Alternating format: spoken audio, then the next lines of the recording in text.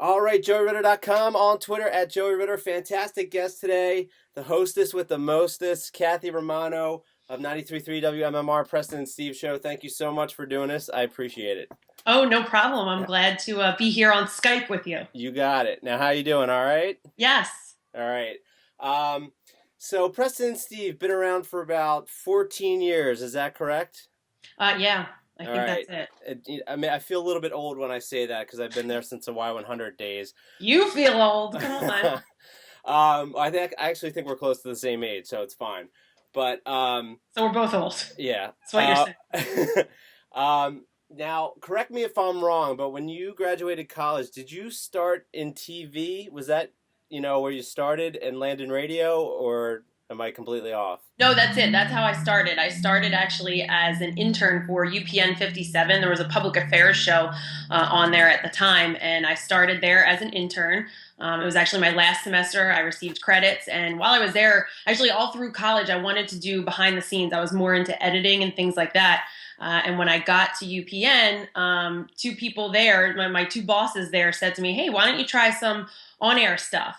And I was a little bit nervous, but I did it, and they ended up airing what I did for them. So I was an intern, and I had my piece aired on UPN, which was really cool. And from that point, I moved on to NBC 10, where I was a production assistant, and I pretty much did everything I could in their newsroom, and just kind of moved around the station and learned as much as I could. And eventually, I was on air there, and I was a backup traffic reporter for them. And from that point, Preston and Steve saw me, and I kind of connected with them, and that was in 2003, and I've been there ever since. So how did they approach you? They're just like, they're watching TV, they're talking to each other, like, we need to get this girl on the show, kind of thing? Yeah, well, you know what? I was a backup traffic reporter, so I was basically the fill-in reporter.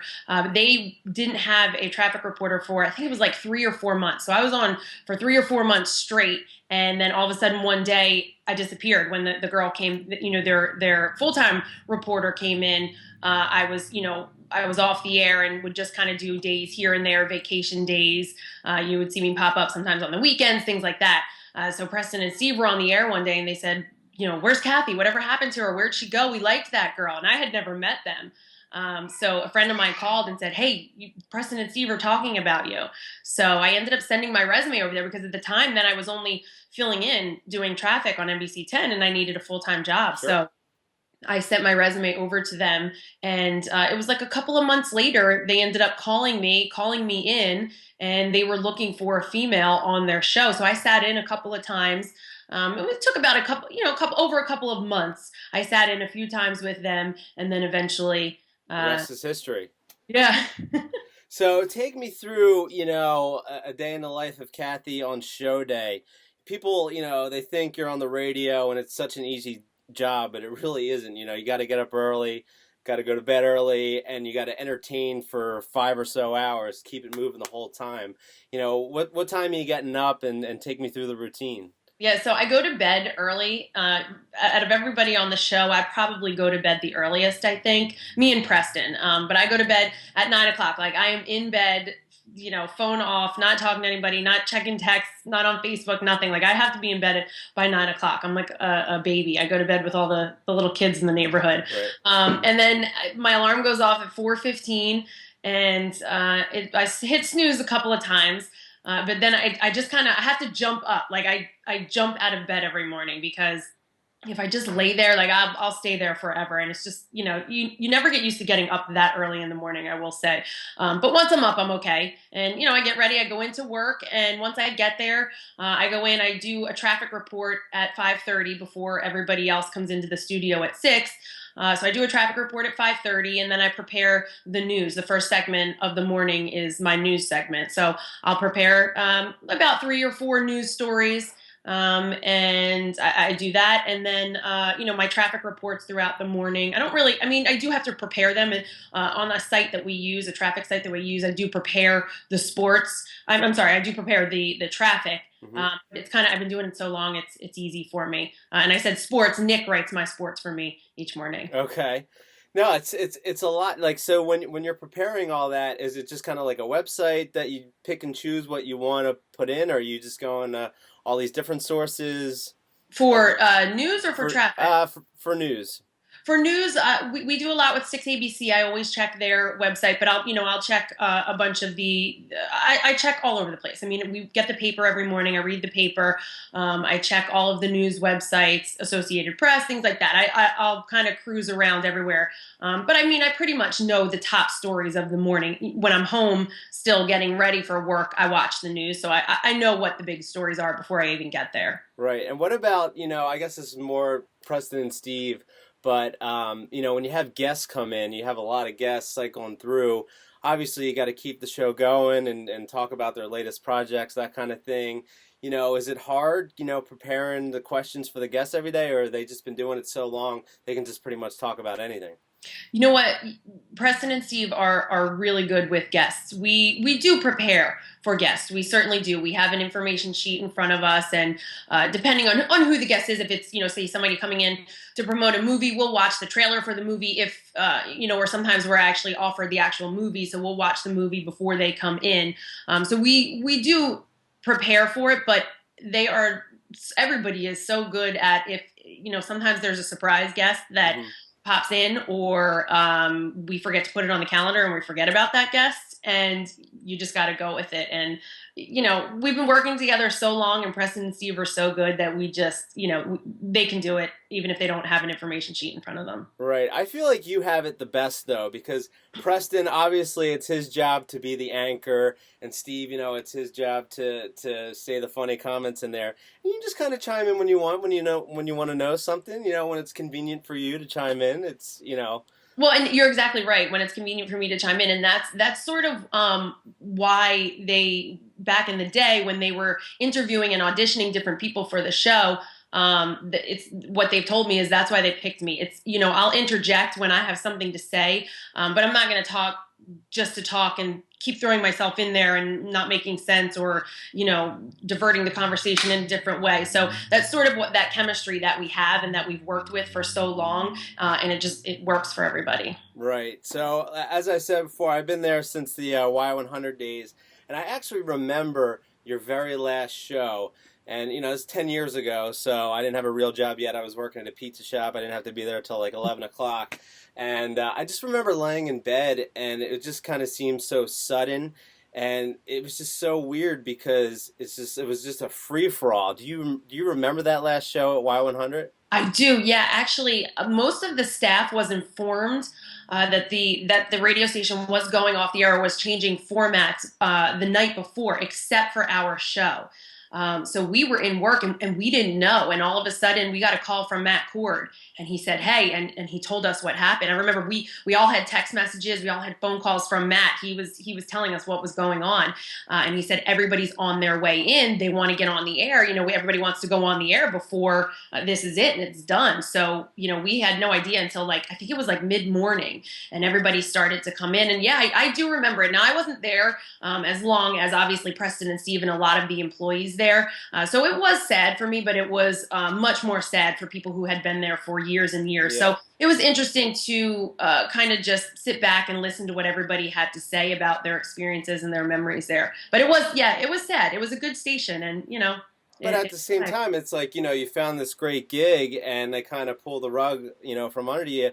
What was going through your head? Were you kind of like, well, this could be it? Or did you know, did you have lines in the water and know that maybe MMR was an option at the time? Well, you know what? I wasn't too scared. I actually I was privileged enough to have another job. I was working for the Sixers at the time. I was their in-arena host. So I knew that I at least had another part-time job to fall back on, which is exactly what I did.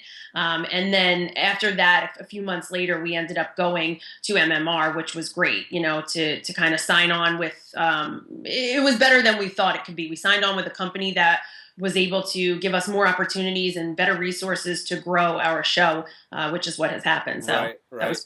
Now, obviously, in 2013, radio has completely changed. There's other avenues, there's satellite radio, there's podcasts, you got a schmuck like me talking in his basement kind of thing. Do you guys ever talk about, what it would be like to do an uncensored show? Is that ever a topic of conversation? You know what? That's funny that you ask that.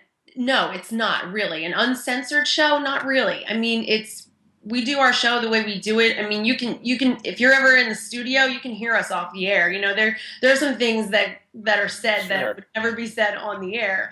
But when we go on the air, those same things are said just in a better way, a FCC approved way, I guess. Right. So there's no like biting your tongue and you wish you could say this kind of thing. It's just the show would probably be the same no matter where it was. Yeah, you know what? I mean, look, if we were allowed to curse, maybe it would happen. But I just, we really don't say, oh, this show, we would be so much better if it would be so much better if we could curse or we could say this or we could say that.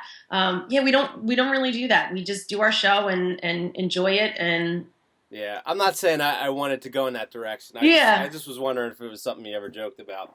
Now, obviously, the show is just such a great fan interactive show with the camp out, with Twitter, with you had the mixer this week. Talk to me about the fan base and what it's like to be doing radio in Philadelphia and have such great fans.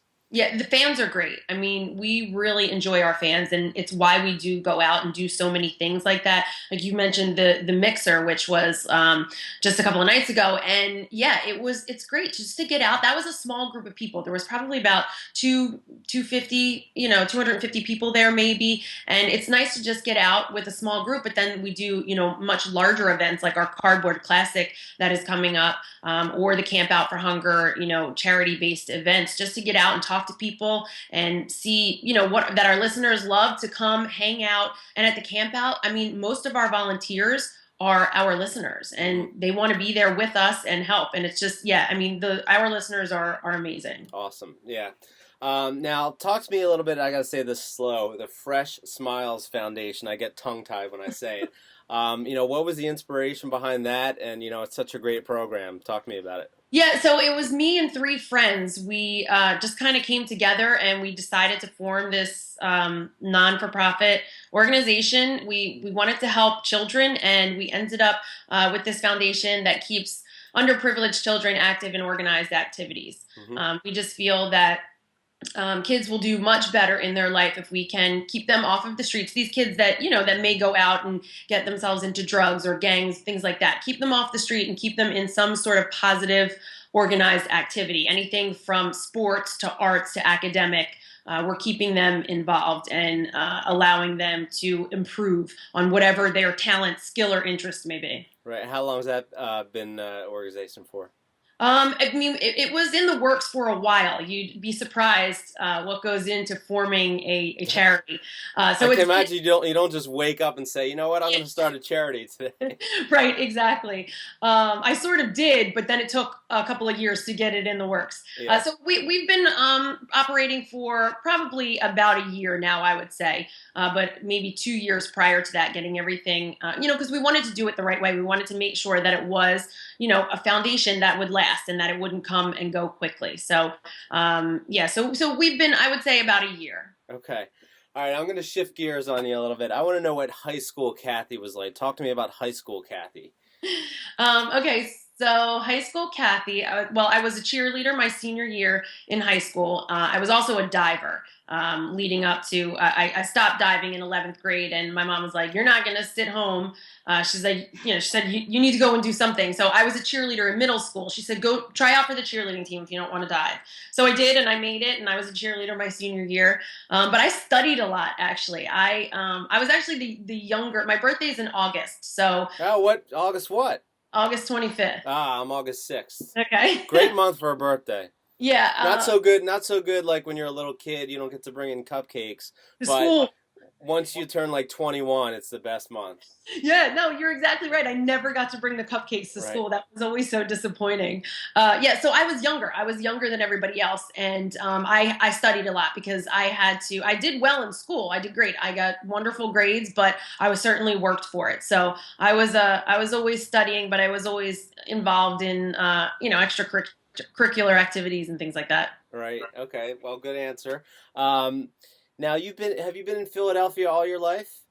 I have. I was born in New York, but I came down to Bucks County. My parents moved down here when I was very young. I think I was like 3 years old. Okay. So I've been here for a long time. I went to high school in Bucks County, and I went to college at Westchester, and now I'm fortunate enough to be able to stay here and work here. Right. Do you have a favorite Philadelphia sports moment? I do. It was the 2008 World Series. I was at both Game 5A and B. Right, right, right. And we went back for 5B, and we were there when the Phillies won the World Series, and that had to be my favorite sports moment. It has to be. I was there. I saw everything. You know, all the pictures that you see everywhere. You know, these famous pictures of them that were posted everywhere on Sports Illustrated, on the internet, everywhere. I was there, and I took the same picture that was posted everywhere. Yeah, it's coming up on, 5 years or so now, but I can still put myself back in that moment and feel that sense of elation. I don't know how long it's going to be to the next one, but I know. So far it's still with me. So it's hopefully soon. It's all good now. Working at WMMR, you've probably seen a billion, rock acts, every popular music act. I don't know if you're desensitized to it now, but I would love to know, who stands out for you, based on who you've seen. Yeah, no, I'm definitely not desensitized. That's for sure. I enjoy a lot of different music, a lot of different shows. But I get what stands out most, I guess, would be. I mean, U2 is great. Bono is a great frontman, but Scott Weiland played with STP at the MMRBQ a few years ago, and he is just an amazing performer. I usually at concerts I usually watch the drummer. I'm obsessed with drummers. I don't know how to drum. I wish I could. Yeah. I'm always watching them, and when Scott Weiland was up there, my eyes were glued on him. I mean, I didn't even see anybody else in the band. I just watched him the entire time, and I actually had a chance to meet him a couple of years later. He came to the Camp Out for Hunger, so that was really cool. But yeah, I would say that he definitely stands out. Yeah, it must be an August thing because I have a fascination with drummers myself. Do you? Yeah. So, random question: what is a style, clothing, hair, anything that you rocked back in the day that you wish would come back? That I wish would come back, or wouldn't mind if it came back. Oh, geez. I mean, I rocked pretty much everything, the worst of them being anything that happened in the 80s. But everything seems to make its way back around. So I don't know. I don't know what I would pick. Because some of the hairstyles were terrible. So I don't know that I would want that to come back. But everything seems to make its way back around. And have tight rolled jeans made their way back yet? Oh, you know what? I think they have a little bit. Yeah, I mean, I haven't done it, but I've definitely seen it. So yeah. I don't know if it's in full effect yet or not, but yeah, I'm thinking, that or like I feel like MC Hammer pants were kind of making a comeback, and then that just stopped. They were they try all these things to see what's gonna hold on, but yeah, they tried to make a little bit of a comeback too. I didn't go out and buy a pair of those. All right. Well, the final, everybody's favorite section on JoeyRitter.com is a section called Turn It Up or Turn It Off. Kathy, I'm going to name you 5 songs, and you simply tell me if you turn it up or turn it off. Okay. If I don't agree with your answer, I might argue with you. Okay. Your first song is Wind Beneath My Wings by Bette Midler. Turn it down. I'm sorry, Kathy, turn it down is not an option. It's either turn it up or turn it off. Oh, turn it off. Sorry, turn it off. Turn it off? Okay. Second song, Hanging Tough, New Kids on the Block. I would turn it off. Does that bring back bad memories, or you're just never a fan? No, I was a fan, and I think at the time I definitely turned it up, but now I'm kind of sick of it now. Done with it. All right. Slam by Onyx. Oh, Slam by Onyx. Yes, turn it up. All right. That's kind of... Is that a song they played at the Sixers game? That seems like a Sixers Yeah, song. Oh, totally. Right? Yeah, exactly. Okay. Another Night by Real McCoy.